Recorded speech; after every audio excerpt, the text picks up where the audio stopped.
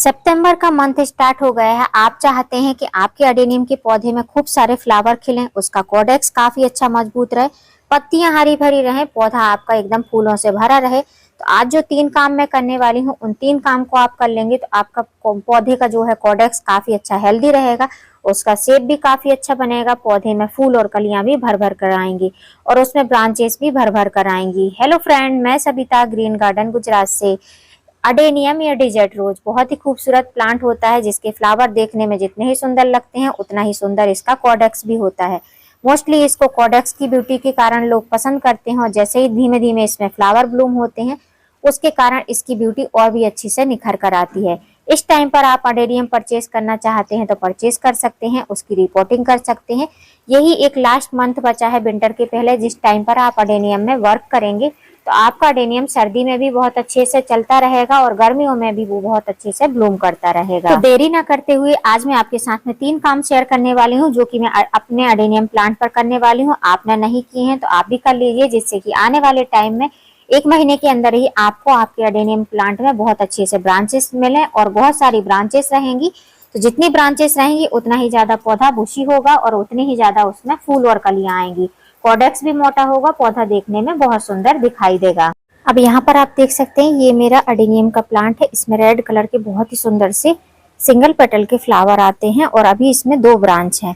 इसकी मैंने गर्मियों में प्रूनिंग करी थी, उसके बाद में इसमें ग्रोथ हुई है। एक ही ब्रांच थी, ये ग्राफ्टेड अडेनियम है जिसको मैंने खुद से ग्राफ्ट किया था। अब इसमें 2 ब्रांच है तो इस तरीके से इसकी ग्रोथ है। अब अगर आपके पौधे में इस तरीके से बड़ी बड़ी सी ब्रांचेस हो गई हैं तो सबसे पहला काम आपको क्या करना है, तो इनकी आपको प्रूनिंग कटिंग करनी है। इनको प्रून करने से होगा क्या, जब इनको आप प्रून कर देंगे तो जहां से प्रून करेंगे वहां से 2-2 3-3 नोड निकलेंगे और ये पौधा आपका डबल टिबल घना हो जाएगा। तो जैसे ये 2 ब्रांच है, अब इन 2 ब्रांच को जब हम प्रून करेंगे तो कम से कम हमको 5 से 6 ब्रांच मिलेंगी। अब आप अपनी इच्छा के अकॉर्डिंग आपको जितना बड़ा प्लांट चाहिए, जितने बड़े प्लांट में आपको फ्लावर चाहिए, उस हिसाब से आप इसकी प्रूनिंग कटिंग कर सकते हैं। अब मेरे पास में प्रूनिंग कटिंग करने के लिए इस तरीके का ये ब्लेड है जिससे मैं ग्राफ्टिंग करती हूँ। आपके पास में अगर कटर वगैरह हो तो आप उससे भी कर सकते हैं, या सीजर हो जो कि शार्प हो। ऐसी चीज लेना है जो कि शार्प हो, उससे आपको प्रून कट करना है। अब अडेनियम एक ऐसा प्लांट जो होता है जो कि एक बोनसाई टाइप का प्लांट होता है। इसमें अगर ऐसी लगी लगी सी ब्रांच हो जाती है, लंबी लंबी सी ब्रांच हो जाती है, तो फ्लावर देखने में उतने अच्छे लगते नहीं है, थोड़ा सा कॉम्पैक्ट रहता है। तो फ्लावर इसके जब ब्लूम होते हैं तो छोटे से कॉडेक्स में, जो कि कॉडेक्स नीचे से मोटा रहता है, प्लांट छोटा सा रहता है, तो उसके फ्लावर देखने में अच्छे लगते हैं। तो मैं इसकी जो प्रूनिंग करने वाली हूँ वो यहाँ से प्रूनिंग करने वाली हूँ, इतना छोड़ रही हूँ। ये ग्राफ्टेड पार्ट है, ये इसका रूट स्टॉक है जो कि सिंपल वाला देसी अडेनियम रहता है, और यहाँ पर जो आपको दिख रहा है ये इसका ग्राफ्टेड पार्ट है। तो इस पार्ट को आपको कभी भी कट नहीं करना है, इसको हमेशा याद रखना है। और जब भी कटिंग करना है तो लगभग आपको आधा से 1 बीता ऊपर ही इसको प्रून कट करना है। तो मैं ऐसे इसको ऐसे कट लगा दे रही हूँ। तो देख सकते हैं इस तरीके से आपको इसकी प्रूनिंग कटिंग करनी है। अब जिस हाइट पे हमने इसको कट किया है उसी हाइट पे हम इस वाली ब्रांच को भी कट करेंगे। थोड़ा सा ऊपर नीचे रहेगा चलेगा, लेकिन मैक्सिमम कोशिश करिए कि एक जैसा ही कट हो। अब बहुत सारे लोगों के मन में शंका होगी कि अब हम बारिश में इसको प्रून कट कर देंगे तो यहाँ से फंगस लग जाएगा। ऐसी कंडीशन में आपको क्या करना है कि आपके पास में नेल पेंट है तो इस पे आप नेल पेंट लगा सकते हैं। अब मेरे पास में जो है फंजीसाइड पाउडर है, जिसको सांप का फंजीसाइड कहा जाता है। तो इसको मैं ऐसे फिंगर पे लूंगी और उसके बाद में ये जो हमने कट लगाया यहाँ पर हम इसको ऐसे रब कर देंगे इस पाउडर को, या आप गीला करके कर सकते हैं। हमारे यहाँ पर अभी भी बारिश गिर रही है तो बस में ऐसे सूखा ही पाउडर जब हम इस पे रब करेंगे तो इसमें स्वैप रहता है, उस स्वैप में लग जाएगा तो ये अपने आप ही गीला हो जाता है। इतना आपको कर देना है। और उसके बाद में फंजीसाइड लगाने के बाद में आप चाहो तो इस पौधे को आप 2 से 3 घंटे के लिए ऐसी शेड वाली जगह पर रखो कि ओपन शेड रहे, लेकिन बारिश का पानी इसके ऊपर टिप पर नहीं लगना चाहिए। वैसे तो 1-2 दिन के लिए बारिश का पानी नहीं लगेगा तो ये बहुत अच्छे से स्टेबल हो जाएंगी, किसी भी प्रकार का इसमें डाई बैग वगैरह नहीं होगा। अब जो हमने ये प्रूनिंग करी थी उसके बाद में जो कटिंग निकली है, इन कटिंग को लगाना है। तो ये कटिंग को लगाने के लिए आपको चाहिए, सबसे पहले तो जिस चीज में लगाने वाले हैं वो चाहिए। तो मैं इस तरीके के गिलास में लगाने वाली हूँ। ये एक डिस्पोजेबल गिलास है। और जिसमें मैंने बहुत अच्छे से एक बड़ा सा होल बना लिया है। जब भी कटिंग लगाते हैं तो हमेशा याद रखें कि उसमें होल बहुत अच्छा होना चाहिए, जो कि एक्स्ट्रा वाटर जो है वो निकल जाए। उसके बाद में सॉइल मिक्स के लिए मैंने 80% सैंड ली है, जो कि रिवर सैंड हो तो आपके पास में ठीक है, या फिर कंस्ट्रक्शन सैंड हो। मेरी कंस्ट्रक्शन सैंड है, जो कि छनी हुई सैंड है, वो ली है। और 20% मैंने गार्डन की सॉइल ली है, जो हमारे गमले की मिट्टी रहती है। अब इन दोनों चीजों को मिक्स कर लेंगे। इसके बाद में हम अपनी कटिंग को लगा देंगे। सॉइल मिक्स हो चुका है। उसके बाद में इसमें हम ये सॉइल को भरेंगे। आप चाहो तो ड्रेनेज होल को आप कवर कर सकते हो किसी भी ठीकरी या पत्थर की मदद से। तो मैं इस तरीके से पत्थर से ढक दे रही हूँ। अगर नहीं भी ढकोगे तो सैंड की मात्रा ज्यादा रहेगी, तो आसानी से पानी ड्रेनेज होल से निकल जाएगा। इस तरीके से इसको भर देना है और थोड़ा सा हमको इसको खाली रखना है और ऐसे टैप टैप करना है, जिससे कि जो मिट्टी हमने बनाई है, जो सॉइल मिक्स, वो अच्छे से सेट हो जाए। कटिंग लगाने के बाद में कटिंग हिलनी नहीं चाहिए। अब मैं बारिश के टाइम पे कटिंग लगा रही हूँ, तो कटिंग में नीचे के साइड में मैं ये फंजीसाइड पाउडर को लगा दूंगी। आपके पास में फंजीसाइड नहीं है तो आप जो है इसमें हनी को लगा सकते हैं, जो कि शहद रहता है, उसको आप लगा सकते हैं। अगर आपके यहाँ बारिश नहीं गिर रही है तो आप इसमें पानी डाल दें। मेरे यहाँ पर बारिश अभी भी गिर रही है, तो मैं इसमें पानी नहीं डाल रही हूँ। बस ऐसे कटिंग को हमको नीचे दबा देना है, जिससे कि कटिंग हमारी हिले नहीं। इस तरीके से आपको अडेनियम की कटिंग को लगाना है। बस ये कटिंग हमारी लग गई है। अब इन कटिंग को हमको रखना कहाँ है, तो आपको ओपन टेरेस पर ही इनको रखना है। अब इसकी जो हमने प्रूनिंग कटिंग करी, उसकी हमने कटिंग भी लगा ली है। इसके बाद में सेकंड काम हमको यही करना है कि सॉइल को हटाना है। अब मैं सॉइल को हटाने वाली हूँ। आपने अगर इसकी रिपोर्टिंग 1-2 साल से नहीं करी है तो इस टाइम पर आप रिपोर्टिंग भी कर सकते हैं। इसकी पूरी सॉइल हटाकर नई सॉइल में इसको लगा सकते हैं। इसको अगर नई सॉइल देंगे तो पौधा और भी तेजी से ग्रोथ करेगा। लेकिन मैंने गर्मियों के टाइम पे इसकी रिपोर्टिंग करी थी, इसलिए मैं इसकी खाली ऊपर की 1-2 लेयर की सॉइल को हटाने वाली हूँ। अब सॉइल को हटाने के लिए कोई खुरपी वगैरह की जरूरत नहीं है, क्योंकि बारिश का टाइम है। अगर पौधे में फंगस लग जाएगा तो फिर ये पौधा आपका डेड हो जाएगा। तो इसकी मैं पहले सॉइल हटा लेती हूँ, फिर मैं आपको दिखाती हूँ।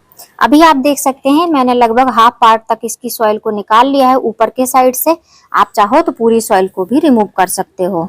अब यदि आपके अडेनियम के प्लांट की रूट बहुत अच्छे से मजबूत नहीं है, इसके कारण भी विकास नहीं होता है, तो अगर ऐसी कोई समस्या है तो आपको सबसे पहले इसकी जड़ों में डालना पड़ेगा नीम खली पाउडर, जिसको नीम केक कहा जाता है। इसको अगर आप डालते हैं तो इस एक प्रकार से रूटिंग हार्मोन का भी काम करता है, और दूसरा आपके पौधे की जड़ें मजबूत होती हैं। तीसरी बात, इसमें किसी प्रकार के कीट पतंग का अटैक नहीं होता है। इस टाइम पर जो लोग बोलते हैं कि हमारे यहाँ पर स्नेल स्लग्स वगैरह बहुत ज्यादा हो रहे हैं मिट्टी में, तो आप नीम खली पाउडर का स्प्रिंकल करिए हर 8-10 दिन पर, तो आपके पौधे काफी हेल्दी रहेंगे, मिट्टी भी सुरक्षित बनी रहेगी। अब मेरे पौधे में ऐसी कोई समस्या नहीं है कि पौधे में ग्रोथ नहीं हो रही थी। आपने देखा ही था, पौधे में बहुत अच्छे से ग्रोथ हो रही थी। तो अगर आपके पौधे की ग्रोथ रुकी हुई है तो आप उसमें नीम केक का थोड़ा सा स्प्रिंकल कर सकते हैं, एक पौधे में लगभग 1 टेबल स्पून के करीब। तो पौधे की जड़ें भी मजबूत होंगी, और जब पौधे जड़ें अच्छी मजबूत करेगा तभी ऊपर की साइड में पौधा आपका ग्रोथ करने वाला है। तो मेरे पौधे में बहुत अच्छे से जड़ें हैं और बहुत अच्छे से इसमें फ्लावरिंग भी होती है टाइम टू टाइम। अभी भी जो मैंने आपके साथ में कटिंग शेयर करी थी, उनमें भी कलियां बनी हुई थी, जैसे कि आप देख सकते हैं इनमें कलियां आ रही थी। तो आप इसी से अंदाजा लगा सकते हैं कि पौधा बहुत अच्छे ग्रोथ पर था। और आपके पौधे में ग्रोथ नहीं हो रही तो आप नीम खली का पाउडर जरूर अपने पौधे में अप्लाई करें। रेनी सीजन में मस्ट रहता है इसको यूज करना, जिससे कि आपके पौधे में या मिट्टी में किसी भी प्रकार के कीट पतंग का अटैक ना हो। अब अडेनियम जो है उसी कॉडेक्स की ब्यूटी के कारण ज्यादा समझ में आता है लोगों को कि इसका ये एक ऐसा अनोखा पौधा है जो कि कॉडेक्स बहुत अच्छा, बहुत सुंदर शेप में बनाता है। तो अगर आपके पौधे की कॉडेक्स अच्छे से हेल्दी नहीं हो रहे हैं तो सबसे पहला तो उसको बारिश में रखिए। बारिश में रखेंगे तो पौधा बहुत ही अच्छे से पानी ले पाएगा, और जितना ही इसको पानी मिलेगा एक्स्ट्रा वाटर निकल जाए, बाकी का पानी इसको मिलता रहे, तो इसका कॉडेक्स अपने आप ही फूल जाता है, क्योंकि ये अपने कॉडेक्स में पानी स्टोर करके रखता है। तो बारिश में रखेंगे तो ये एक नॉर्मल प्रोसेस है कि बारिश में रहेगा तो पौधे का कॉडेक्स काफी अच्छा मजबूत और फूला हुआ मोटा सा दिखाई देगा। अब बारिश में रखने के बाद भी पौधे में अच्छी तरीके से कॉडेक्स नहीं डेवलप हो रहा है, पौधे में कॉडेक्स मोटा नहीं हो रहा है, पौधे में फूल कलियां नहीं बन रहे हैं, तो एक उसका खाली एक ही फर्टिलाइजर है।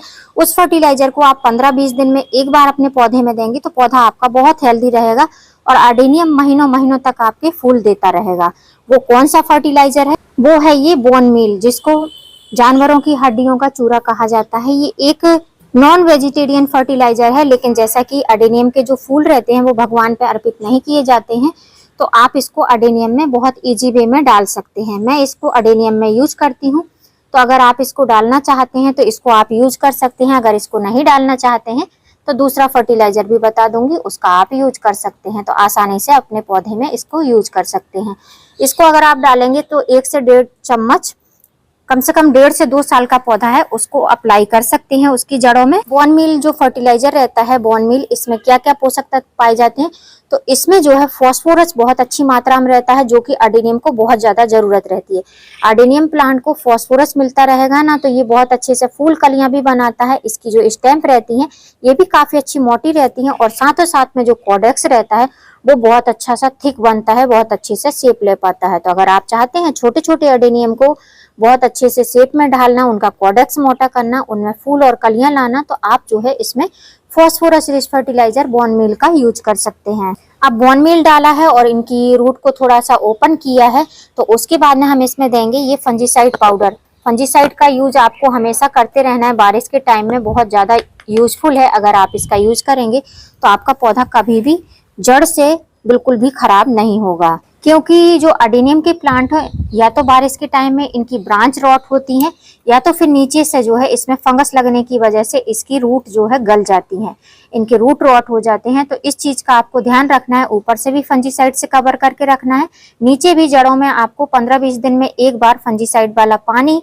या फिर आप इनके रूट में फर्टिलाइजर दे रहे हैं तो फर्टिलाइजर के साथ में फंजीसाइड जरूर देना है। अब इतना करने के बाद में खाली एक ही फर्टिलाइजर देना है। ये एक फर्टिलाइजर देने के बाद में आप चाहो तो जो आपने मिट्टी निकाली है, जैसे मैंने जो मिट्टी निकाली है उस मिट्टी से हम कवर कर सकते हैं, या आप चाहो तो मैंने इसके लिए नई मिट्टी तैयार करने के लिए रखी हुई है, जिसमें लगभग 80% तक ये रिवर सैंड है और 20% गार्डन सॉइल है। आप चाहो तो पूरा रिवर सैंड से भी कवर कर सकते हो, लेकिन रिवर सैंड में किसी भी प्रकार के पोषक तत्व नहीं होते हैं।